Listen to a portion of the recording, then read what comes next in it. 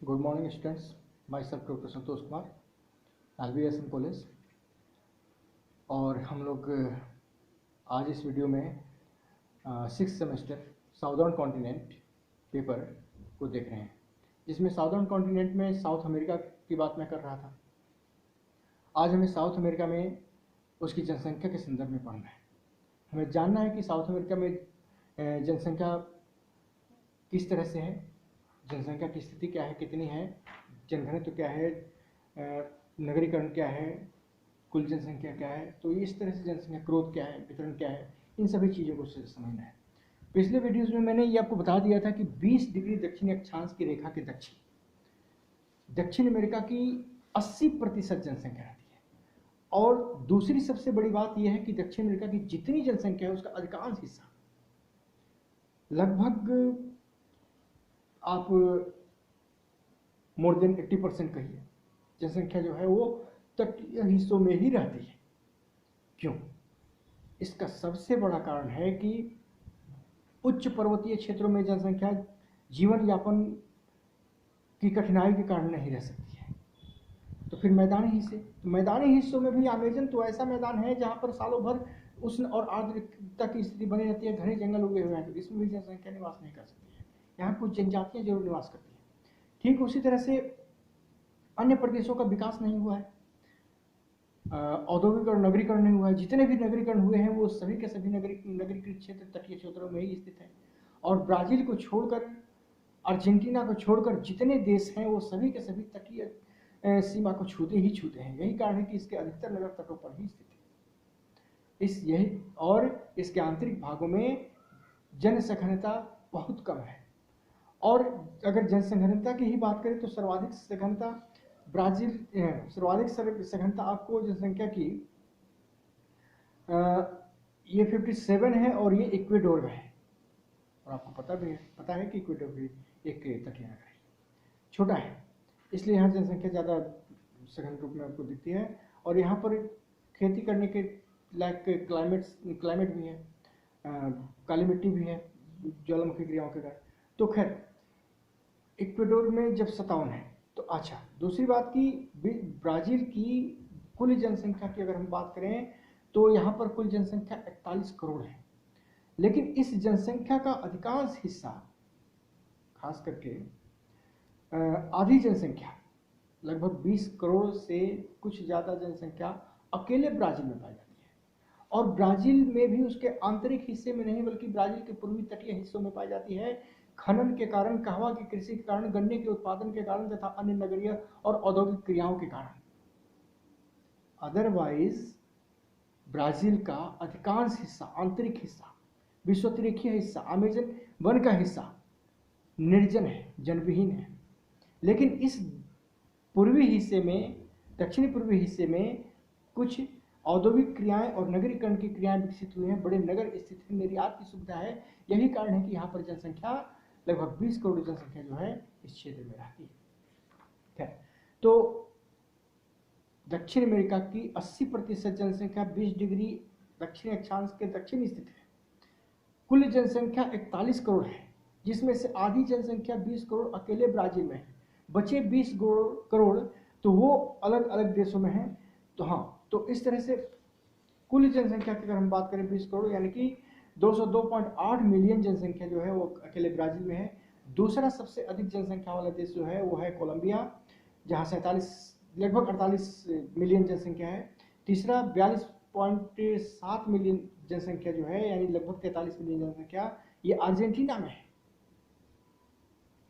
30 million Peru में है, वही 30 मिलियन के लगभग वेनेजुएला में भी है। इसके बाद चिली 17 मिलियन है और 16 मिलियन इक्वेडोर में है। इसी तरह से बोलिविया 10 मिलियन और पैराग्वे 7 मिलियन, जबकि उरुग्वे में 3.5 मिलियन। ये ब्राज़ील की जनसंख्या है। तो कुल जनसंख्या, अब जनघनत्व की बात करें तो सर्वाधिक जनघनत्व आपको इक्वेडोर में मिलता है, और सबसे कम घनत्व जो है वो है बोलिविया में मिलता है। लेकिन अगर हम कुल जनसंख्या घनत्व की बात करें तो ब्राज़ील में ऐसे पूरे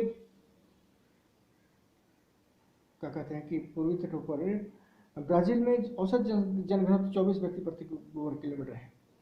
जो कि पूर्वी तटों पर सर्वाधिक है। पूर्वी तटों पर औसत जल घनत्व जो है वो 150 व्यक्ति प्रति वर्ग किलोमीटर के हिसाब से है। और ब्राजील के पूर्वी तट पर जो स्थित है सैंटोस, साओ पोलो, रियो डी जेनेरो, ये सारे नगर बड़े बड़े नगर हैं जहाँ सर्वाधिक जनसंख्या इसकी रहती भी है। अब रहा सवाल कि हाँ, शहरी जनसंख्या, ये सभी की सभी शहरी जनसंख्या है, लेकिन दक्षिण अमेरिका में अर्जेंटीना, उरुग्वे, पेरुग्वे, बोलीविया, ये सभी देश ग्रामीण जनसंख्या वाले देश हैं जहाँ जल घनत्व जो है यह प्रति 20 व्यक्ति प्रति वर्ग किलोमीटर के हिसाब से मिलता है। लेकिन उसी तरह से हम अगर उस निकटवर्तीय देशों की बात करें, खास करके वेनेजुएला, कोलंबिया, इक्वेडोर, उत्तरी पेरू, तो यहाँ पर अधिक आर्द्रता, दलदली भूमि, इन सब कारणों के कारण बहुत ज़्यादा जनसंख्या नहीं मिलती है। जो भी जनसंख्या मिलती है वह उच्च भागों में मिलती है। तो ये कुछ जनसंख्या की स्थिति थी। पश्चिमी तट पर अटाकामा में शुष्कता के कारण जनसंख्या नहीं मिलती है, लेकिन अगर वही अटाकामा से और दक्षिण की ओर आप जाएं तो भूमध्य सागरीय जलवायु पाई जाती है मध्य चिली में। ठीक है, तो इस मध्य चिली में जो भूमध्य सागरीय जलवायु पाई जाती है, इसी भूमध्य सागरीय जलवायु वाले क्षेत्र में जनसंख्या सघनता चिली में सर्वाधिक पाई जाती है। और क्योंकि यहाँ पर भूमध्य सागरीय जलवायु के उत्पादन, खट्टे फलों का उत्पादन बड़े पैमाने पर होता है भूमध्य सागरीय जलवायु के कारण। अब अगर हम जनसंख्या के वृद्धि की बात करें तो जनसंख्या वृद्धि हुई है, लेकिन दक्षिण अमेरिका की जनसंख्या वास्तव में दक्षिण अमेरिका की जनसंख्या नहीं है। यहाँ की अधिकांश जनसंख्या माइग्रेटेड है, जो स्पेन, पुर्तगाल और अन्य यूरोपीय देशों से आकर हुए बसे। इसी में कुछ हिस्से स्पेनिश और पुर्तगीज ने ऑक्युपाई कर लिए, कुछ हिस्से पर ब्रिटेन ने अपना उपनिवेश रखा, और इस तरह से इनका दक्षिण अमेरिका की जनसंख्या का भी विभाजन हो जाता है क्षेत्र के अनुसार। तो इसकी जनसंख्या में सबसे बड़ा योगदान प्रवास के कारण हुआ है। 1650 में यह प्रवास दक्षिण अमेरिका में 1650 में जो कुल जनसंख्या थी यह लगभग 1.2 करोड़, सवा करोड़ की जनसंख्या थी, जो 1950 आते आते यह लगभग 16.5 करोड़ हो जाती है। 1650 सवा करोड़, 1.2 करोड़, लेकिन वही 1950 में आते आते 16.6 करोड़ हो जाती है। और 2014 की अगर हम बात करें तो इस महाद्वीप की जनसंख्या जो है 41 करोड़ हो जाती है 16 करोड़ से 2014 में।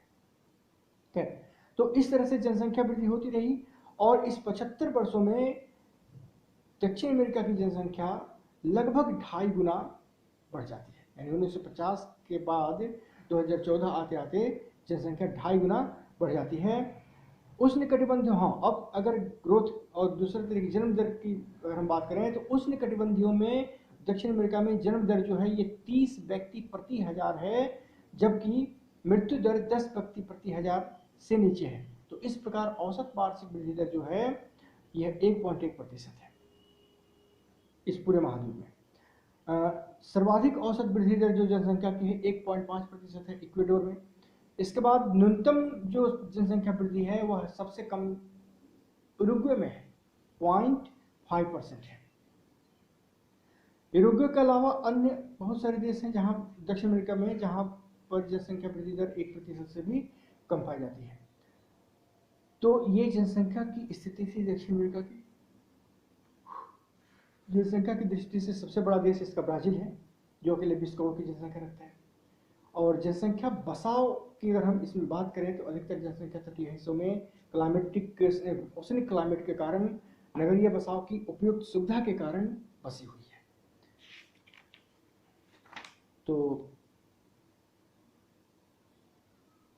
ये थी 80% जनसंख्या जो है यहाँ की, 60% से ऊपर की जनसंख्या नगरीकरण हो चुका है, लेकिन 80% जनसंख्या जो है इसका वेनेजुएला, ब्राज़ील, अर्जेंटीना, उरुग्वे और चिली की जनसंख्या रहती है।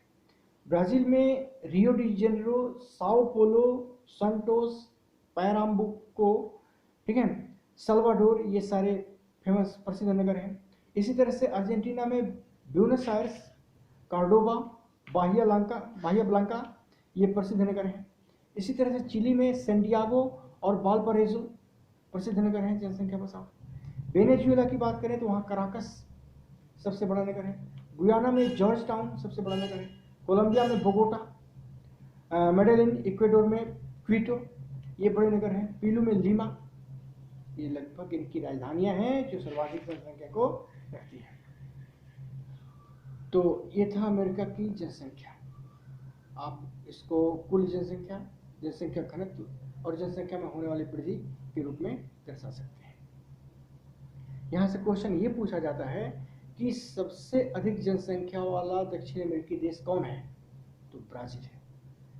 सबसे अधिक क्या कहते हैं कि सबसे कम जनसंख्या वृद्धि दर कहाँ पाई जाती है? यूरोप में। लेकिन सर्वाधिक जनसंख्या वृद्धि दर कहाँ पाई जाती है? तो ये है इक्वेडोर में, पराग्वे और इक्वेडोर में। तो हाँ, इसी तरह से सर्वाधिक नगरीकृत जनसंख्या कहाँ पाई जाती है? तो दक्षिण अमेरिका में सबसे ज्यादा नगरीकरण हुआ है यूरोग्वे में।